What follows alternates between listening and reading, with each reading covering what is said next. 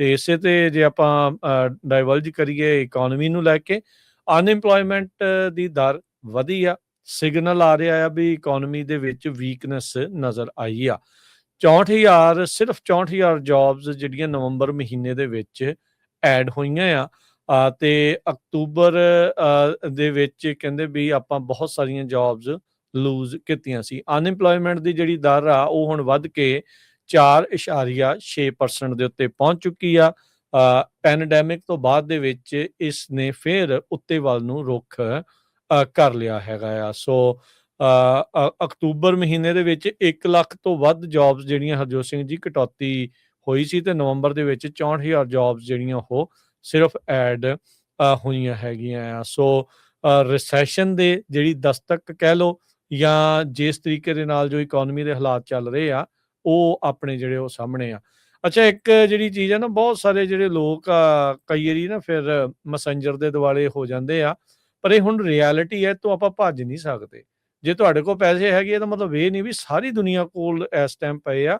ਬਹੁਤ ਸਾਰੇ ਜਿਹੜੇ ਲੋਕ ਪਹਿਲਾਂ ਹੀ ਜਿਹੜੇ ਹੈਂਡ ਟੂ ਮਾਊਥ ਚੱਲਦੇ ਆ, ਜਦੋਂ ਇਦਾਂ ਦੀ ਸਥਿਤੀ ਆਉਂਦੀ ਹੈ, ਇਨਫਲੇਸ਼ਨ ਵਧੀ ਹੁੰਦੀ ਆ, ਤਾਂ ਉਦੋਂ ਇਹ ਸਮੱਸਿਆ ਉਹਨਾਂ ਦੇ ਲਈ ਬਹੁਤ ਜ਼ਿਆਦਾ ਮੁਸ਼ਕਲ ਜਿਹੜੀ ਉਹ ਲੈ ਕੇ ਆਉਂਦੀ ਆ।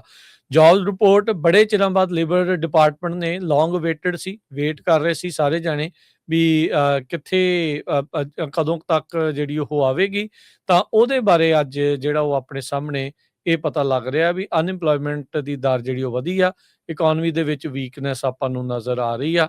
ਸੋ ਜਿਹੜੇ ਗ੍ਰਾਫ ਦੇਖ ਰਹੇ ਹੋ, ਦੇਖ ਸਕਦੇ ਵੀ ਕਿੱਦਾਂ ਥੱਲੇ ਵੱਲ ਨੂੰ ਉਸਨੇ ਰੁੱਖ ਜਿਹੜਾ ਉਹ ਕੀਤਾ ਜਿਹੜਾ ਉਹ ਹੈਗਾ ਆ। ਗਵਰਨਮੈਂਟ ਸ਼ਟਡਾਊਨ ਤੋਂ ਬਾਅਦ ਦੇ ਵਿੱਚ ਉਹਨੇ ਪਹਿਲੀ ਵਾਰ ਰਿਪੋਰਟ ਸਾਹਮਣੇ ਜਿਹੜੀ ਉਹ ਆਈ ਸੀ।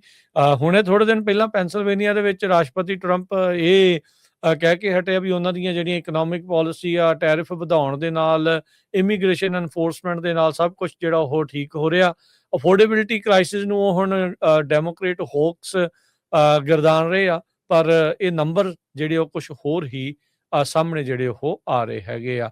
ਪਿਛਲੇ 12 ਮਹੀਨਿਆਂ ਦੇ ਵਿੱਚ ਉਹ ਤਾਂ ਕਹਿੰਦੇ ਵੀ ਆਵਰਲੀ ਵੇਜ 3.5% ਜਿਹੜੀ ਉਹ ਵਧੀ ਹੈਗੀ ਆ। ਤੇ ਇਹ ਕਈ ਥਾਵਾਂ ਦੇ ਉੱਤੇ ਜਿਹੜੀ ਉਹ ਇਸ ਪਾਸੇ ਵੀ ਨਜ਼ਰ ਆਈ ਆ।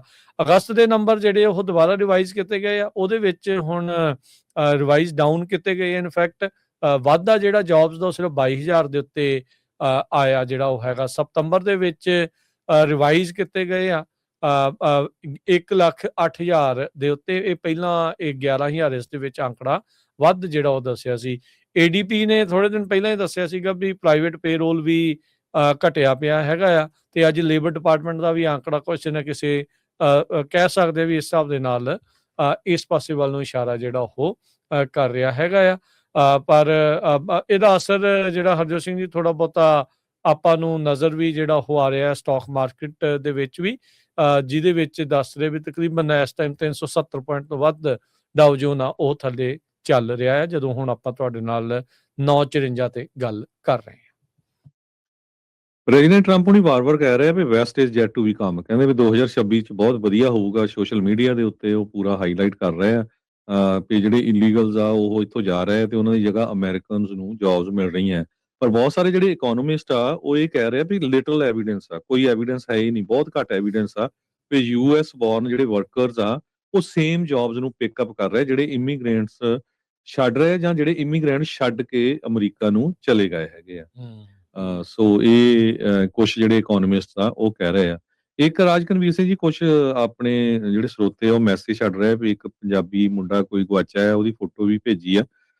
ਉਹ ਉਹਨਾਂ ਨੂੰ ਮੈਂ ਬੇਨਤੀ ਕਰਦਾ ਜੇ ਉਹਨਾਂ ਦੇ ਕੋਲ ਪਿਕਚਰ ਹੋਵੇ ਤੇ ਸ਼ਹਿਰ ਜਾਂ ਕੋਈ ਉਹਨਾਂ ਦੀ ਪੂਰੀ ਡਿਟੇਲਡ ਇਨਫੋਰਮੇਸ਼ਨ ਹੋਵੇ, ਤੁਸੀਂ ਪੰਜਾਬੀ ਰੇਡੀਓ USA ਦੇ ਜਿਹੜਾ ਸੈੱਲ ਫੋਨ ਹੈਗਾ ਆਫਿਸ ਦਾ 408 722 7698 4087227698 ਉੱਥੇ ਤੁਸੀਂ WhatsApp ਕਰ ਦਿਓ, ਫਿਰ ਆਪਾਂ ਸ਼ੇਅਰ ਕਰ ਦਾਂਗੇ ਆਪਣੇ ਸਰੋਤਿਆਂ ਦੇ ਨਾਲ, ਕਿਉਂਕਿ ਆਪਾਂ ਨਿਊਜ਼ ਵਗੈਰਾ ਤਾਂ ਮੈਂ ਸਾਰੀ ਸਰਚ ਕੀਤੀ, ਮੈਨੂੰ ਕਿਤੇ ਮਿਲੀ ਨਹੀਂ ਹੈ। ਹਾਂਜੀ, ਜੇ ਹਾਂਜੀ ਆਪਣੀ ਜਾਣਕਾਰੀ 'ਚ ਅਜੇ ਆਇਆ ਨਹੀਂ ਹੈ, ਸੋ ਜੇ ਜਾਣਕਾਰੀ 'ਚ ਹੈ ਤਾਂ ਜ਼ਰੂਰ ਦੱਸ ਦੇਣਾ, ਜੇ ਆਪਾਂ ਫਿਰ ਸ਼ੇਅਰ ਕਰ ਦੇਵਾਂਗੇ ਜੀ।